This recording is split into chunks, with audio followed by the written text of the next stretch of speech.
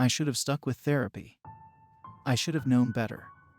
I never should have followed the goddamn link. A new therapy still in clinical trials that was strictly geared towards those with trauma. They were recruiting for a pretty penny, and James thought I'd be a fantastic candidate. I've been in therapy for years, and even my therapist was beginning to get frustrated. 6 years of your life is a pretty big chunk when you're only 24. Imagine being able to just let go of all of that. Imagine being able to forget it and just let it fade away, locked inside of a box in a dark and dusty corner of your mind. Everything you were taught, everything you went through at the hands of your abuser, just gone. No more nightmares, no more suffering, no more guilt, never having to question your worth, not being so fucking afraid anymore. This study could give that to me. All I could think about was who I would be if I hadn't gone through that. He ruined me starting when I was 14. And even 10 years later, it is still so fresh in both my consciousness and subconsciousness. I could never escape it. Wounds that don't heal become gangrenous. And that's exactly what was happening to my mind. It was advertised as a way to target specific memories and erase them. After about a solid 5 minutes of deliberation, I clicked the link and applied. Even just having to relive those years to fill out the application threatened to split me in half. But this time the dread that always wrapped itself around my heart was being kept at bay by an entirely new feeling. Hope, plucking away at that darkness all around me. For the first time in so long, I fell asleep with a smile on my face. That smile widened when I checked my email in the morning and I had a response and acceptance. I called James to help me pack for what would be a long and life-changing weekend. He seemed just as ecstatic as I was. He promised he would be there first thing Monday morning to pick me up and bring me home to my new existence. If only either of us knew how right he was. The whole clinic was so warm. It wasn't the normal harsh white with LED lighting and chemical smells. They were very adamant we could bring anything that would help us feel at ease. The whole thing just felt so intimate. Cooking has always been my go-to for putting my soul at ease. And sure enough, there was a fully equipped kitchen. There was a music room for the guy who could play piano so well it would move anyone to tears. And a small art studio for the girl who painted shit that would make Van Gogh's heart soar. The people running this study went out of their way to make sure we felt safe, that we felt comfortable. They said that night was for us to relax and get ourselves acquainted with the facility. I made dinner for us all. Then the boy played piano for us while the girl painted our portraits. We never even exchanged names. It wasn't needed. We just fell into an easy peace with each other.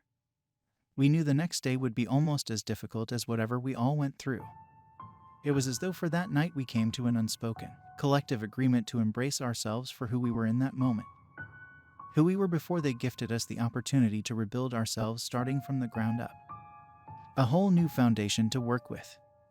The doctors came in around 9:30 and told us we should retire to our rooms for the night. They wanted us to be as well rested as possible for the procedure, as they called it. We all kind of laughed because how well rested can 3 people who are endlessly plagued by nightmares be? But still we listened and simply said goodnight to each other. The procedure was simple, they said. It required an EEG during which we would retell the events of our trauma to them. And after that we would be put under a general anesthesia.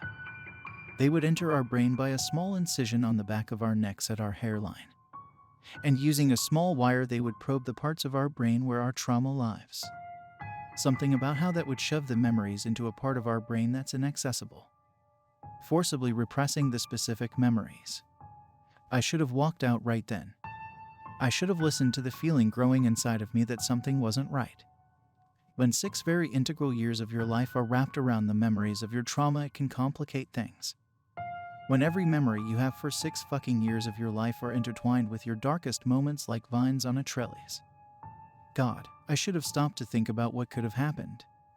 I should have stopped to think about the repercussions. When I woke up, I just had small snippets here and there. Small chunks of memories that didn't have anything to do with him. But that was all I had. The years that followed were gone too. I had a vague awareness of being in love. A sense of family. I knew James was going to be picking me up the next morning to bring me home, but I didn't know where home was. I looked in the mirror, and my face looked foreign, like it wasn't mine. The scars I knew like the back of my hand that covered my body were gone. It was like I was the same, but aligned slightly to the left. I remember being so grateful we had another day here for observation and counseling. But before I could even open my door, they were here to let me know James had come to pick me up. That couldn't be right, could it? How was I missing a whole day? The panic began to wrap itself around me like a familiar, favorite blanket. But that didn't make sense either. I couldn't even figure out specifically why I was here. Just that it was something that was supposed to help. A piece was missing. Something was fractured. I was fractured, and the pieces didn't fit. I ran into James' arms, and he wordlessly just dropped me into the car. He had a tight set to his jaw, one that I knew meant something was very wrong. I don't know what those people did to me, did to us, but it was far more than a basic medical procedure. James told me half of his memories of me are missing, too. He knows we're best friends. He knows he was supposed to pick me up at this address today. But there are such huge slabs of memory missing. He went to my house to talk to my husband. That can't be right. I don't remember that. I don't remember getting married. He said my husband, a man named Matt, didn't either. He didn't know who James was. He didn't know who I was. He said all of the pictures Matt had of us were replaced by a swirling silver light that hurt his eyes to look at. It was like I never existed to him. Not even a blip on his radar. James took me back to his apartment and said it was like I had lived with him for years. All of my things were in the second bedroom. He said he woke up Sunday morning and it was just magically there. My work that James said I had been with for 3 years had no record of me. My parents couldn't remember any of my birthdays from the ages of 14 minutes 24. I couldn't even remember why. I just knew they were supposed to help. They were supposed to take the bad. But instead they took everything.